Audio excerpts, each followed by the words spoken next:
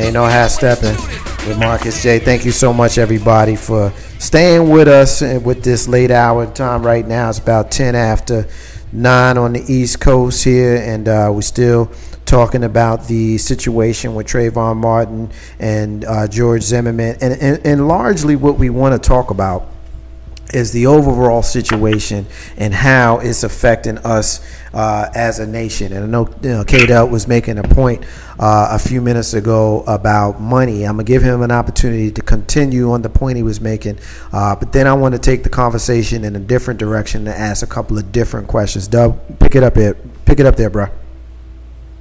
Well, what I was going to say was, basically, in order to start making a lot of these people take notice of our causes and what we would like, it all boils down to money. Now, I have seen over the past couple of weeks, individuals are saying, we should boycott the Koch brothers because they put money toward George Zimmerman. Listen, man, let's be totally honest with you. If you really did the research and really saw how much money and control these individuals have, if we stop buying paper towels, it ain't going to hurt their pockets. And second of all, let's be totally honest, we can't even get people not to buy certain goods on what's that, Black Friday. We can't even get black people to buy from each other. So that's a fail within itself, But what I was going to say is that we have to come with a better way of targeting our frustration so that we can, in turn, get change to happen for us. One thing that I was thinking, and I was just brainstorming, was that what we could do, first of all, let me back up a little bit. First of all, what we need to do is, in a lot of these television stations that are perpetrating this falsity of us being, nothing but materialistic individuals, that we're nothing but thugs and we knock people upside the head, so on and so forth. So for stations such as Bravo and VH1 that perpetrate these particular falsehoods, what have you, those are the individuals or those are the entities that we would need to start focusing on, whether it's by boycotting, or calling and flooding their email and phone services so that they can take this BS off of the air. I remember just recently they had a show about one of these dudes down here in Atlanta had like mad kids or something like that, and because of the fact of the pressure of the community, they decided not to put this particular show on. Those are things that we can possibly do to start changing a bit of how we're portrayed in the media. Keep in mind, we are basically being told what we need to be upset about by the media. If we stop being controlled and told by the media about what we need to be mad about, if we only let corporate media pundits support our arguments, then basically we don't have an argument in the first place. No, I agree with you, and just kind of piggyback on that point. Juror B37, whose husband is a lawyer, by the way, who we're pretty sure she was talking to him about the case, even though we can't prove it. At least I don't think we can. But she actually had a book deal. She had a book deal that was actually taken from her because when she went on CNN to talk with Anderson Cooper, there was a Twitter blogger who was so disgusted with this woman, she started a Twitter fire, basically, that led to the publisher pulling this woman's book deal. So that shows me, with those two cases, one, Dub, that you described, and then one that I just described, the power of social media more than anything. As I'm sitting here having the show, talking to you guys, I'm seeing Facebook blow up about Stevie J. I don't even freaking know what show this dude is on. I heard of the guy, but I know he's on one of them punk-ass reality shows on VH1 that don't do nothing but make us look like a bunch of jackasses. And these people, instead of listening to Ain't No Half Steppin' with Marcus J, or instead of watching some sort of educational show that could build their mind, I mean, damn it, it's Monday at 9 o'clock. They could be watching Under the Roof on CBS. I mean, something other than watching these people do this silly crap on freaking TV. And I get people who want to complain to me and tell me it's something wrong. I mean, you need to try it. If you tried it, it's escapism. No, it's not escapism. It's buffoonery.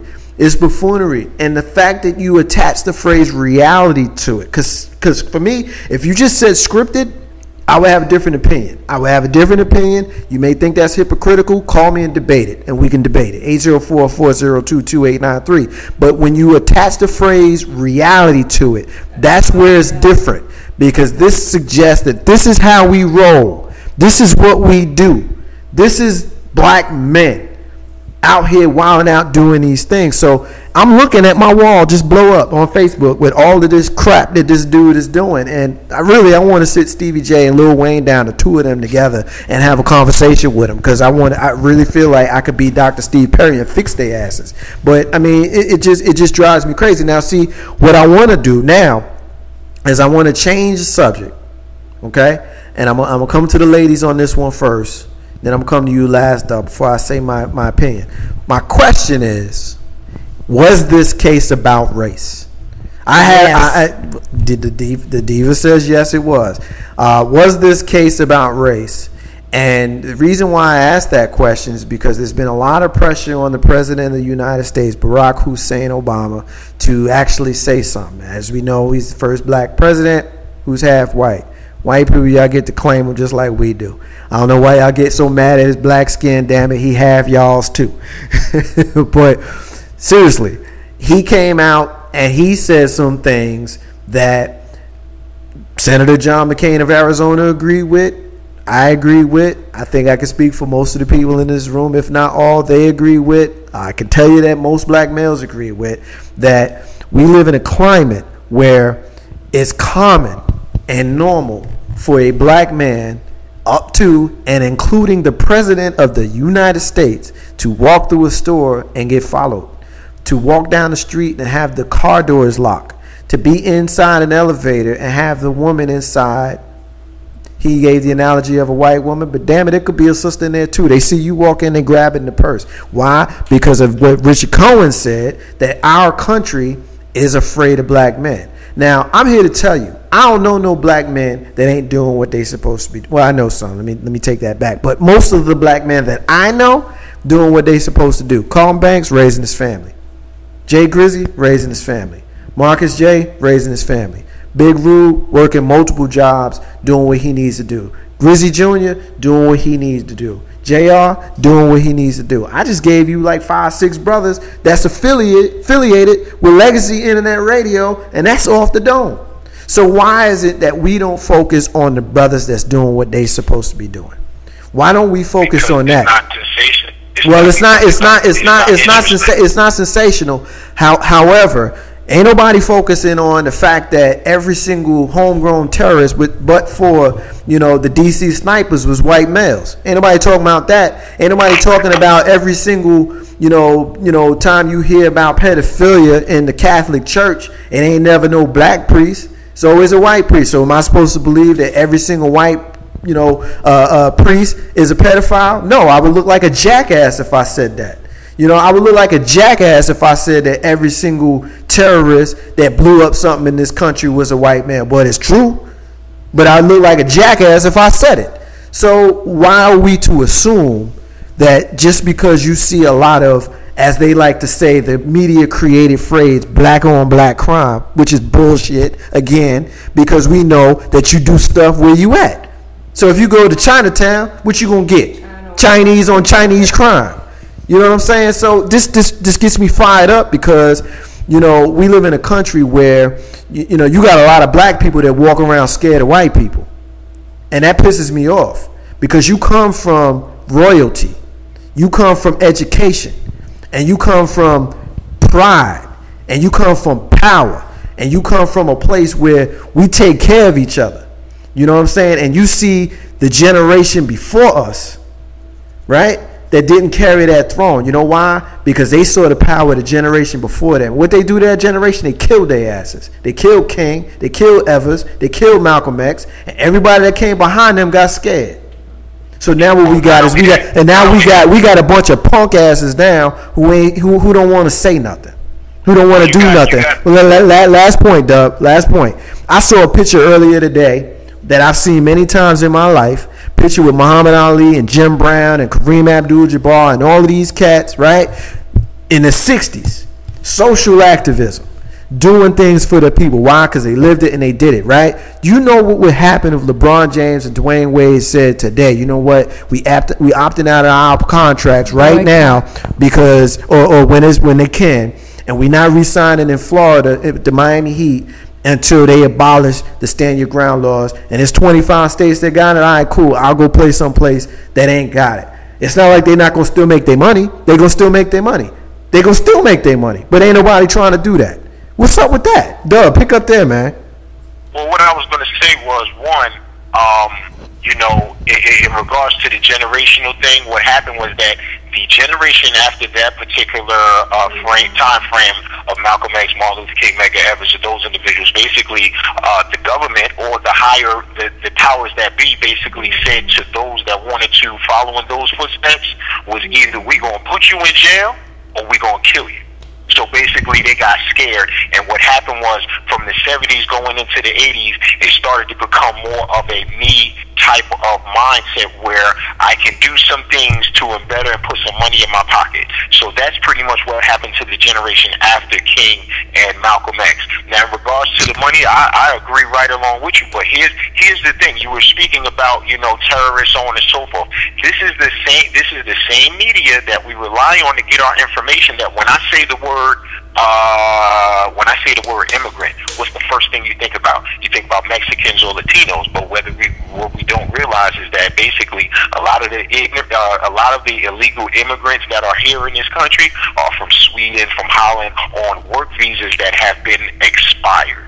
But again, this is coming from the same media that we're relying on to tell us what we need to be mad about or tell us what we need to know about. You know what I'm saying? So again, going to these media outlets and demanding that, one, the programming that we would like to be on TV get pushed, as well as getting on these separate local news stations, and which basically filter down to the bigger news stations and let them know, hey, I don't like the way that you portrayed certain individuals. I don't like the fact that you go into these and report on these stories and you find the most ignorant person out there to describe the story. I don't like that, and I think that if there was enough of a community voice of that, then eventually, guess what? These particular stations are going to have to change it, because at that particular point, they're going to start to see their viewership start to go down. And if you ain't got no viewers, you don't have no advertising, and so on and so forth. Again, this is just my opinion, but I think it might be a sort of valid opinion because of the fact that up until now, ain't shit else happened. Oh, I'm sorry, nothing else. We've been saying shit a lot tonight, man. Just go on with it.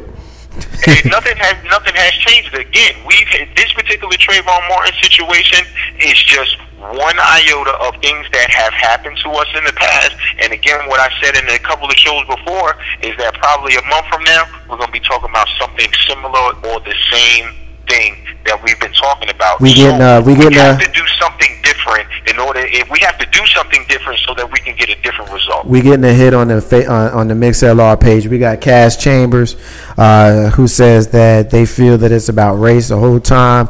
They heard about how Miss Gentile wasn't smart enough. It was upsetting to that person because they're like, number one, she's 17. We don't communicate with white people every day. I'm sure that she's not sitting in the house studying a dictionary to know how to answer the questions they asking her with the terminology that they're asking her, or that they were using. All that they did was low blow her intellect. And then she continues, and then with Trayvon, so what he did was personal time. The fact he was a target as soon as Zimmerman saw him. I heard the unedited call on YouTube and a few videos following. The cops told him not to follow. He could have left it alone. He told the neighborhood watch and whatever other crap he was a part of that gave him authority, in quotes.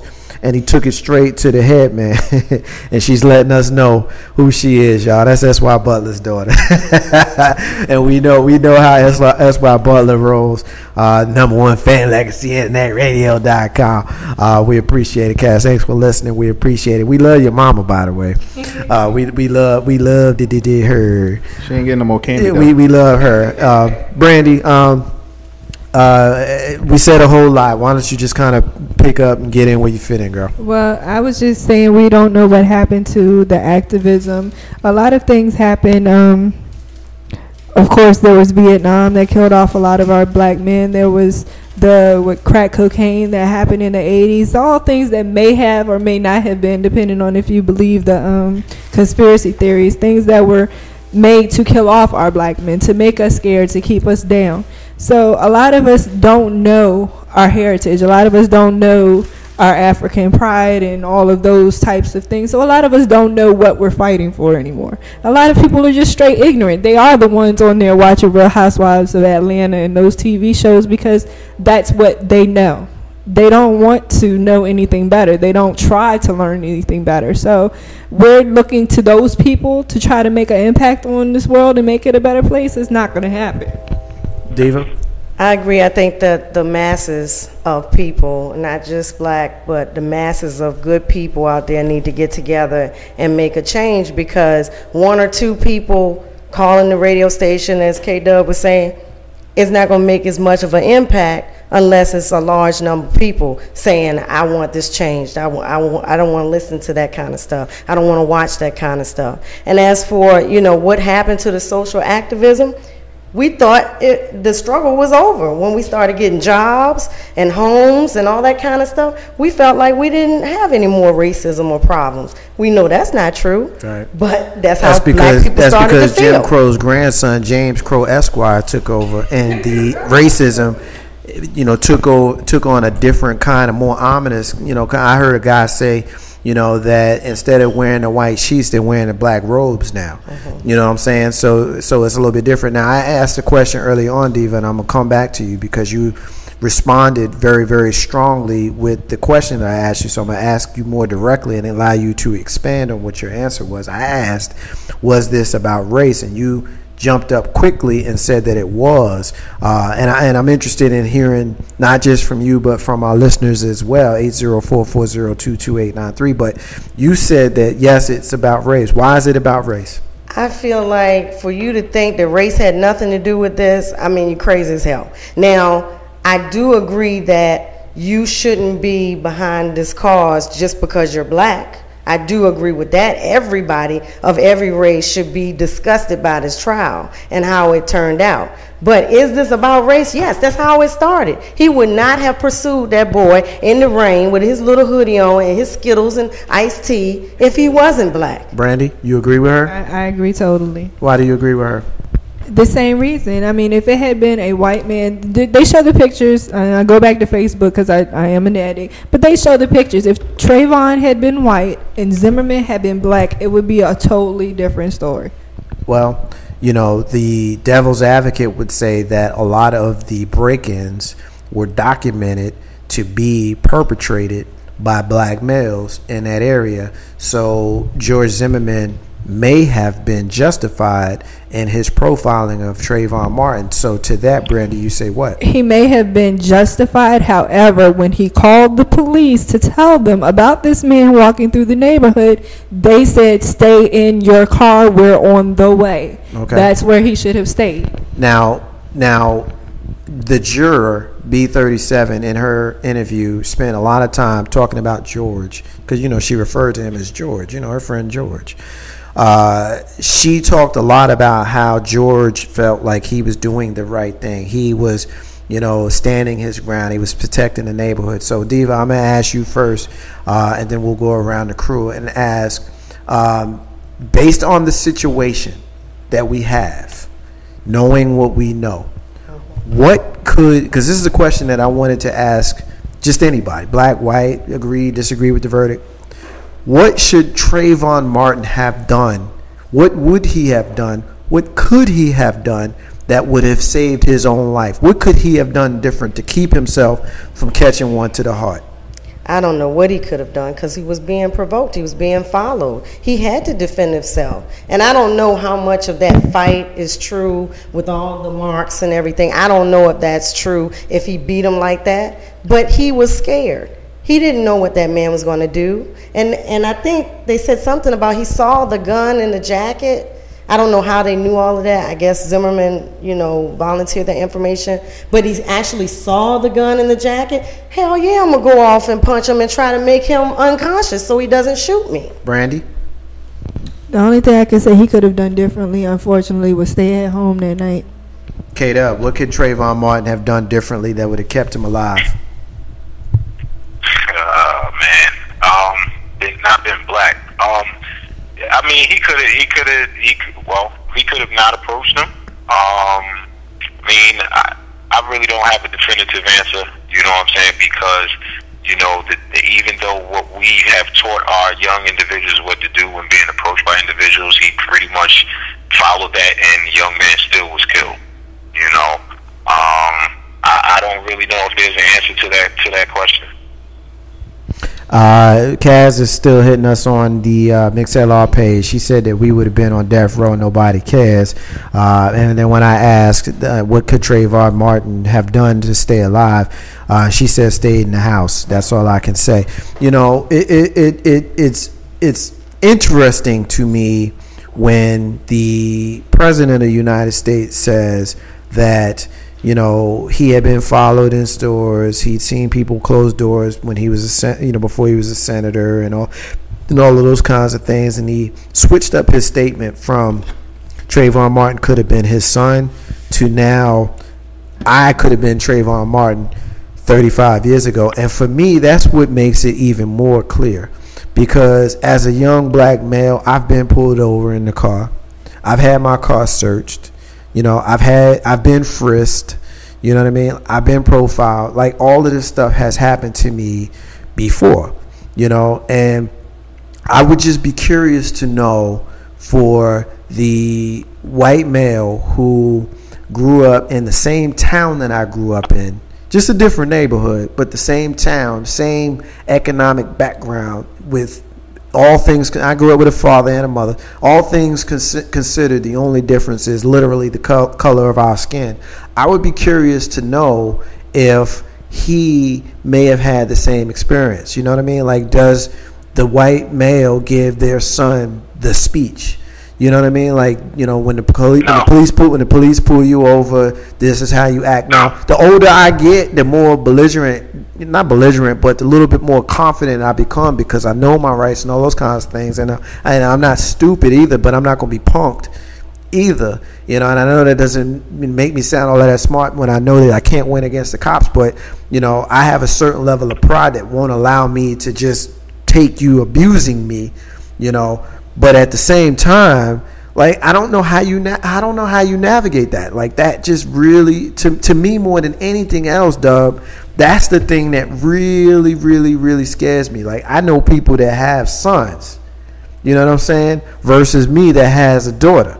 I know people that has sons, and I want to know, you know, if they feel that having a son is different than raising a daughter. Dub, I want to know how it's different.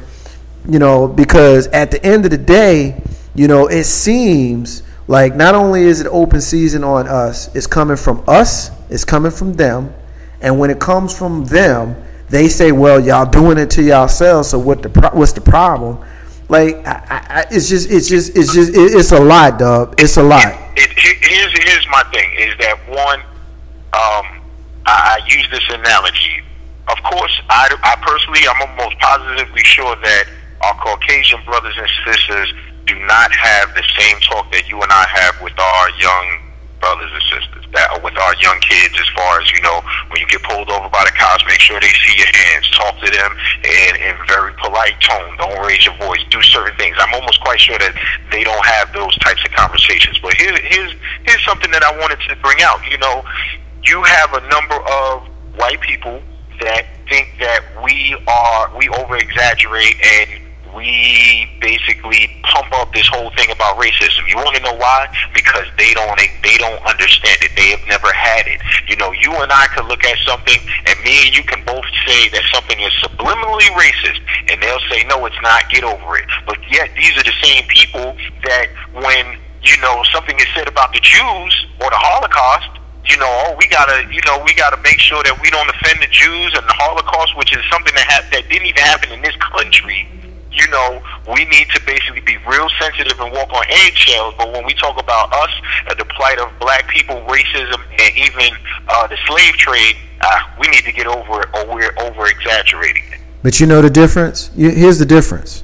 Jewish people hold their oppressors accountable, whereas we as a black community, you know, like you had mentioned earlier, we had all of those 100 marches on 100 locations on Saturday, but today we still posting on Facebook about Stevie J.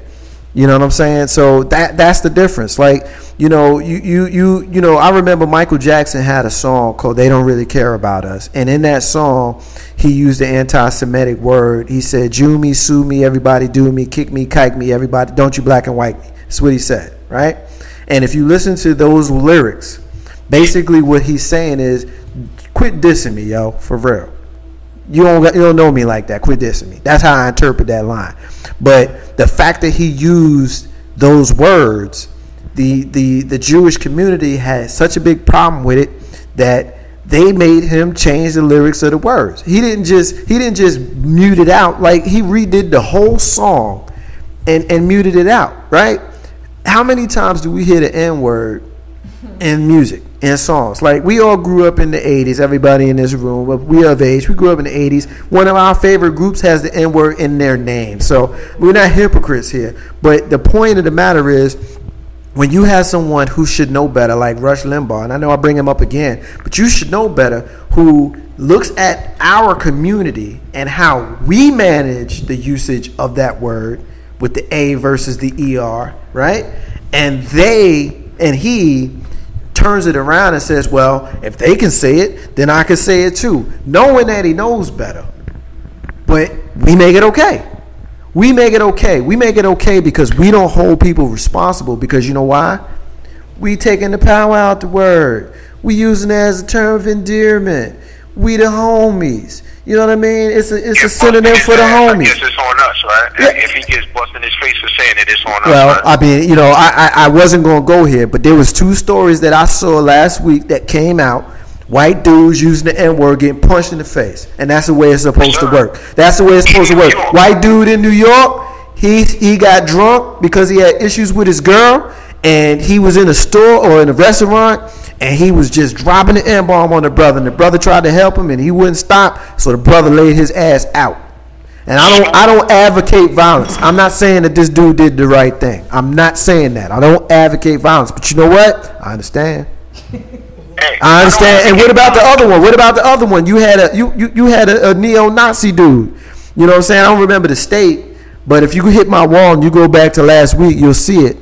You know, neo-Nazi dude was in the brother's face, telling him, get out the pool hall. We don't want you here, Ants. You and your homies. So the brother, because he don't want no confrontation, he was leaving. He was leaving. Him and the homies was leaving. Until the white dude got in his face and was like, yeah, Ants, get the hell out. You know what happened to the white dude? He got knocked the hell out. You know what? I don't advocate violence. But you know what? I understand.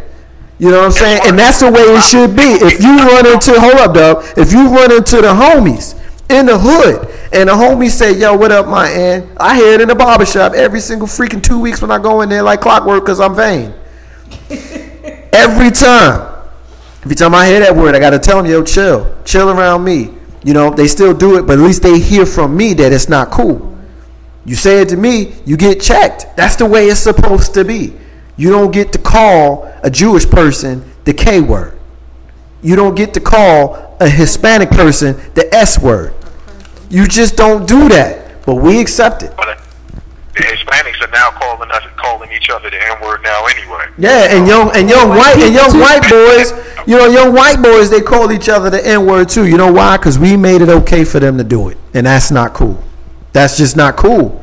It's not cool. And I didn't want to make this about the N-word, but one other direction that I want to take, and then we're gonna get the hell on out of here. The fact that when you looked at George Zimmerman when the verdict was read, and he literally had no emotion on his face. Like, a lot of people think that OJ killed them people, but when they found him not guilty, like, you can literally see him jump out of his skin and, you know, do the happy dance. But when they said not guilty for George Zimmerman, he didn't flinch.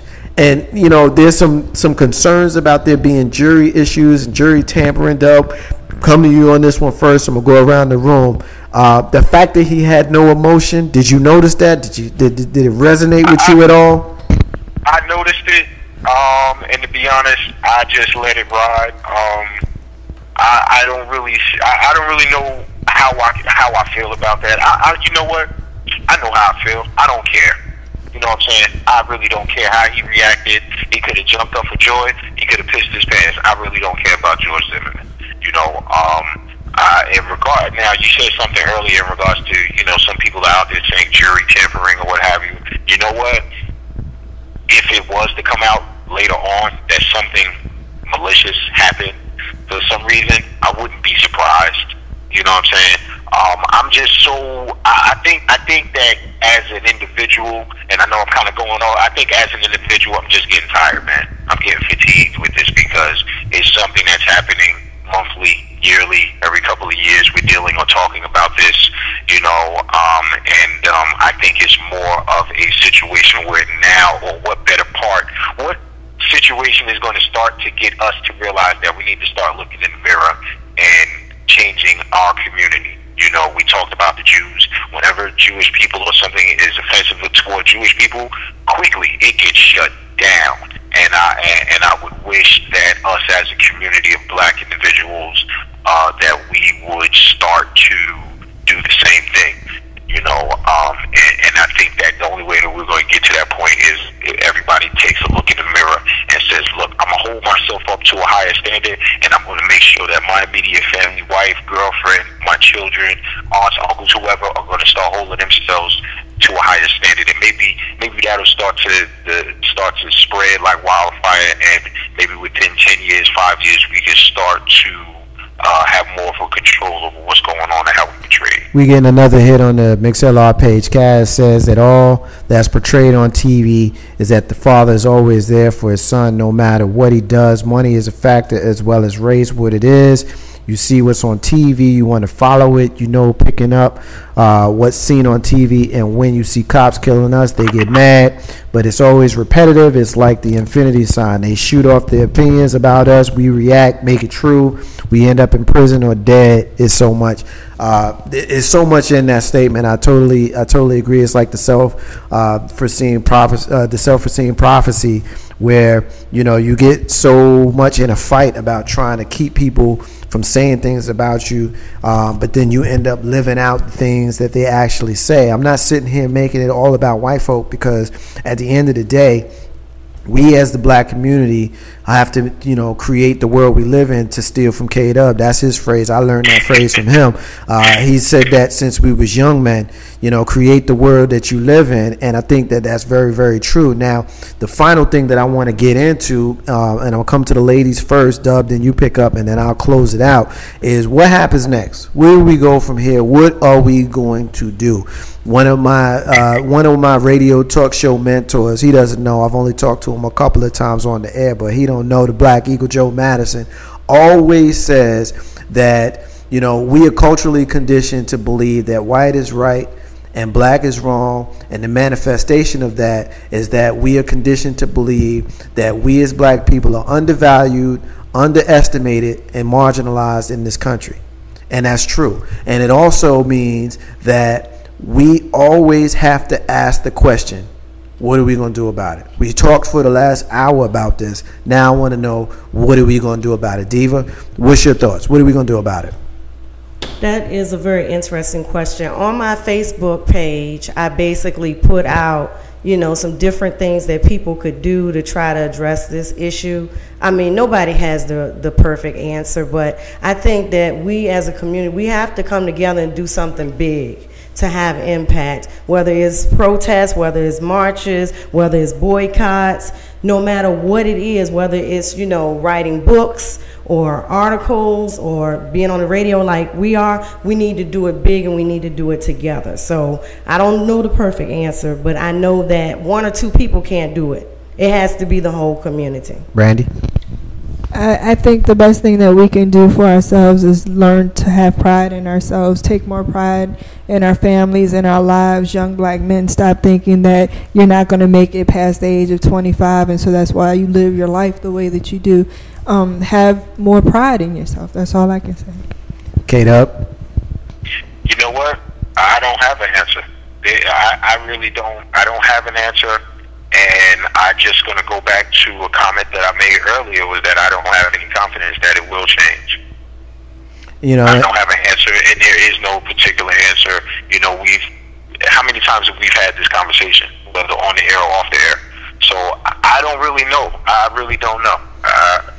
I can't. I don't even have an answer. Well, you know, another talk show host that I definitely look to, you know, another person I've spoken to a couple of times, again, mostly on air, is a brother by the name of Warren Ballentine. And for those people who know Warren Ballentine, needs no introduction. But for those of you who don't know who Warren Ballentine is, I'm not going to take a lot of time explaining it. Google the name Warren Ballentine, look him up, listen to his show.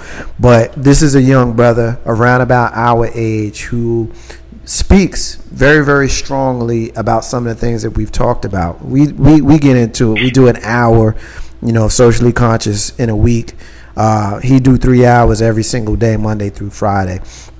And one of the things that he is very strong about is trying to find creative ways to do things that will benefit us as a community and keeping it economic, because the reality is every single stride that we've ever made in our community from the time that we were brought here in chains, every stride we made has had its foundation in economics. Like Abraham Lincoln gets a whole lot of credit for freeing the slaves, and you know, historically we thank him for doing it, but the reality is it wasn't out of benevolence, it was out of strategy. And he freed the slaves because he knew that it would cripple the South. It would take away their financial ability to be able to run their farms and do the things that they were doing. If you take away the free labor, you will cripple the South, which is the reason why the North won. Do your homework and do your analysis and think with a third eye. That's what that was about. The Montgomery bus boycott. We quit using their buses. You know what? We carpooled and we walked. And at the end of 15 months or whatever it was, you know, we ended up getting what we were seeking. Why? Because we took the money from them. So what he is calling for, what Warren Ballentine is calling for, which I support and what I'm going to do, and I'm going to continue talking about this throughout, is a blackout for Black In. What a blackout for Black In basically means is on the Friday after Thanksgiving, we blacking out. We ain't spending no money. Straight up. That big screen TV that you want, don't freaking get it. Sacrifice it this year. Those clothes that you want to get from that store that you want, sacrifice it. Don't go and get it this year. But you know what? Tomorrow on Saturday, blow it out at minority-owned businesses. Straight up. Spend all the money that you can or that you want, you know, at minority-owned businesses. And if you do that, you can show the fact that as black people per capita, we spend more money per black person than any other community does. Now, obviously, we don't spend more than white people because it's more to them. But per person, we spend more money per person. That's a lot of power in that economics. So we need to be thinking about that. Target your money, because if you do that, you can show financial power, and with financial power you can show political power. The other thing that we want to do that same weekend, from Friday, Saturday, Sunday, 72 hours, we don't want no violence in our communities at all. None. No killings, no murders, no beatdowns, none. If a brother step on your foot, as mad as you are, move on, keep it moving. We want to see that. Now, I had a couple of people, and this is Warren Ballentine's project. This isn't mine. I support it. We're going to support it. And I have Steppin with Marcus J and Legacy Internet Radio. But what he said was, you're going to run into people who are going to be opposing you on both of those fronts. And when he said that, I was like, how could people not want to do those two things? And sure enough, when I put it out, I had people opposing me. And I was like, damn, Warren was right. You know, I had people come to me, it was like, you know, how are we going to black out? Why is that going to matter, you know? And the reality is, you know, people ain't going to want to do it because they're not going to trust the next black man. But you know what? We used to do this, and we need to do it now. I had a brother email me, inbox me, and ask me, it's insulting. He said to me, it's insulting that we only call for 72 hours, 3 days of nonviolence. Why don't we just say nonviolence at all? You know why? Because we done that before. We've asked for people to quit killing each other before. And you know what? It don't happen. You got to show people that you can do something small before you ask them to do something big. So if I say to you, don't kill nobody for 2 days or 3 days, if you do that, then you can be like, next time you can be like, look, don't kill nobody for a week. And if you do that, then you can be like, look, don't kill nobody for a month. That's how you do that. That's how that works.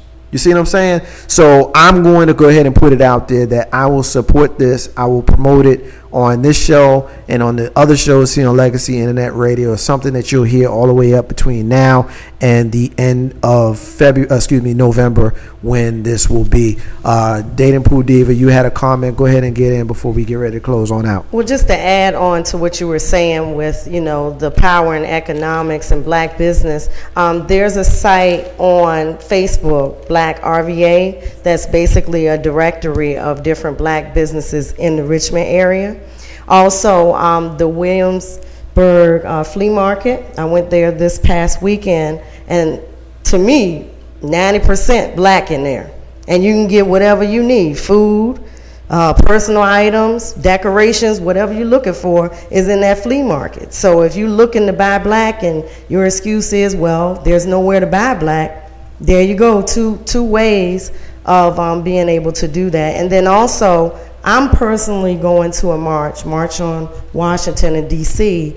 August 24th. So, if anybody wants any information about that or interested in taking the rally bus, that's probably how I'm going to get there. They can hit me on Facebook, Author Charisma. Ain't no half stepping with Marcus J. We're going to take our final break of the night, and when we come back, we got our rants and we got our closing. It's been a nice night. It's been a heated night. It's been a productive night, and I got a sneaky suspicion that we're going to hear some stuff come up again with regards to some of the stuff that we talked about tonight. Marcus J. for the crew, taking a break. Be back in a minute.